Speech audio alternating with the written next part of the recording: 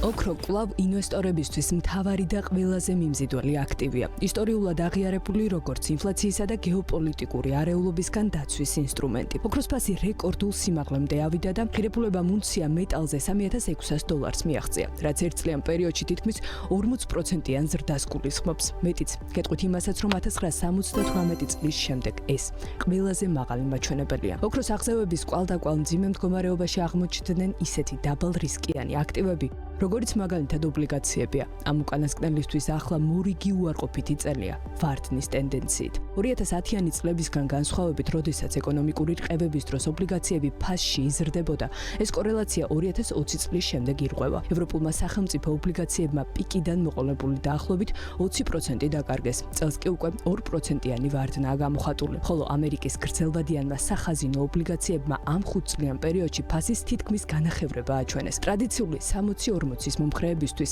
ანუ ვინც პროპორციულ გადანაწილებაში 60%-ს აქციებს, ხოლო 40%-ს ობლიგაციებს ანიჭებს უპირატესობას, უკანასკნელი 5 წელი დიდი იმედგაცრუება აღმოჩნდა. შემოსავალმა მხოლოდ 32% შეადგინა, მაშინ როცა S&P 500-ის ინდექსი 109%-ით გაიზარდა. უფრო მეტიც, ეს სტრატეგია ვეღარ ასრულებს თავის ძირითად ფუნქციას, რისკების დივერსიფიკაციას. დაბალანსებული პორტფელები ისეთივე ცვალებადობას და ზოგჯერ კიდევ უფრო ღრმა ვარდნებს განიცდიან, როგორც სრულად აქციებზე დაფუძნებული პორტფელები. როდესაც ეკონომიკური ზრდა ფერხდება, გეოპოლიტიკური რისკები იზრდება და ინფლაცია მაღალ ნიშნულზე რჩება. ობლიგაციები ვერ ახერხებენ საინვესტიციო დაცვის როლს. ინფლაცია ხომ ობლიგაციების ყველაზე დიდი მტერია, რომელიც რეალურ შემოსავალს ამცირებს და მათ უსაფრთხო სტატუსს ეჭქვეშ აყენებს. ასეთ ვითარებაში წამყვან პოზიციას ოქრო იკავებს, როგორც ყველაზე უსაფრთხო და საიმედო აქტივი, რომელსაც რისკებისგან ინვესტორების პორტფელის დაცვა შეუძლია. ოქროს ფასი პრაქტიკულად არ არის კორელირებული სხვა აქტივებთან, რაც მას განსაკუთრებულად მიმზიდველს ხდის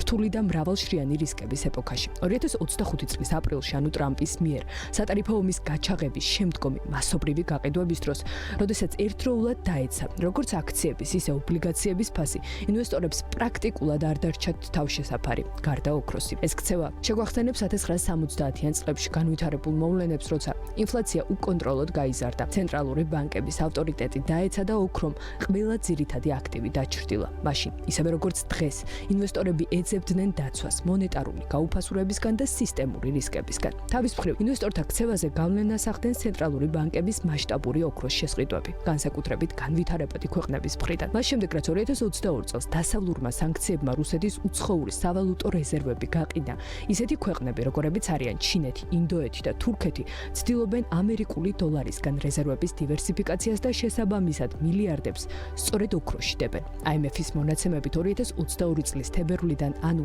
რუსეთის მიერ უკრაინაში სრულ მასშტაბიანი ომის გაჩაღებიდან, ცენტრალური ბანკების მიერ ოქროს შესყიდვები თითქმის 5-ჯერ გაიზარდა. სახელმწიფო ვალის ზრდა და ფისკალური ლმობიერება კიდევ უფრო არასახარბიელო მოცემულობას ქმნის ობლიგაციებისთვის. ინვესტორების მზარდი ნაწილი ობლიგაციებს აღარც უსაფრთხო აქტივად აღიქვამს და პირიქით, მათ ინფლაციისადმი მგრძნობიარე ვალდებულება თვლის. თუ ცენტრალური ბანკები იძულებულები გახდებიან ხელოვნურად შეამცირონ სარგებელი ვალის მომსახურების მართვის მიზნით და დაიწყოს პროცესი, რომელსაც ხშირად ფინანსური რეპრესიაც ეწოდება, მაშინ ობლიგაციების რეალური შემოსავალი შესაძლოა წლობით უარყოფითი დარჩეს. 2025 წელს ეს რისკი მხოლოდ ეკონომიკური კი არა, ინსტიტუციურიც გახდა. ინვესტორები სულ უფრო აქტიურად განიხილავენ მონეტარულ პოლიტიკაში პოლიტიკური ჩარევის მზარდ საფრთხეს, განსაკუთრებით ამერიკაში. ტრამპის აგრესიული კამპანია ფედერალური რეზერვის თავმჯდომარის ჯერომ პაუელის წინააღმდეგ აჩენს შიშს, რომ ფედი შესაძლოა მძიმე ზეწოლის წინაშე აღმოჩნდეს განაკვეთების დაბალ ნიშნულზე შენარჩუნებისთვის. და თუ კი ფედის დამოუკიდებლობა შეირყება, მისი უნარი ინფლაციასთან ბრძოლაში მნიშვნელოვნად შეიზღუდება. ეს მოცემულობა კი ოქროს კიდევ უფრო მიმზიდველ ალტერნატივად აქცევს.